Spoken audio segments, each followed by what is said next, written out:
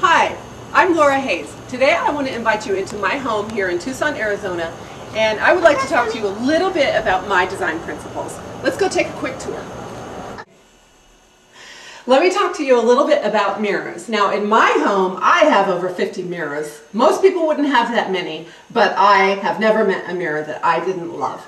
So, I feel that mirrors are very important in opening up small spaces and lending sparkle and shine. So what is not to love about a mirror?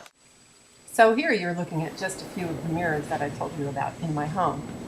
I think for one of my next goals, I'm going to try to do an entire room of mirror. I'll do the ceiling, the walls, the floors, every possible surface in mirror. It may not be the most practical space, but I think it would be fantastic. What do you think? Oh, spinach.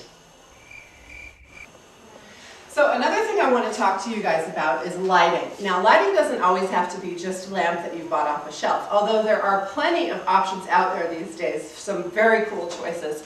You can also make your own lighting using very creative and innovative materials, such as my umbrella in my kitchen island. All I did here was take a market umbrella and add a Christmas light fixture to it for a very cool touch of Tahiti right in my own kitchen. So I know you've all seen the Capiz shelf chandeliers that are in all the most popular stores today. Well, I love them. I wanted a different take on one for my own home. So I found some metal flashing at the hardware store and I just cut squares out, pieced it together and made my own chandelier, which I absolutely love. And in the summertime when the air conditioning blows, it sounds like wind chimes indoors. I absolutely love it.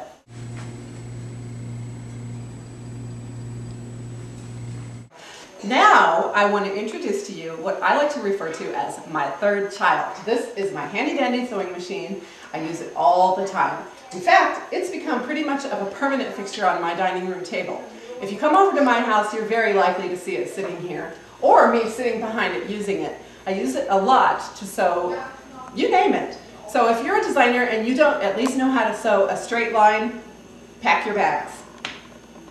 Here's my story. I wanted glass tiles for a backsplash. I went to the local hardware store to price them out and oh boy, they were very cost prohibitive.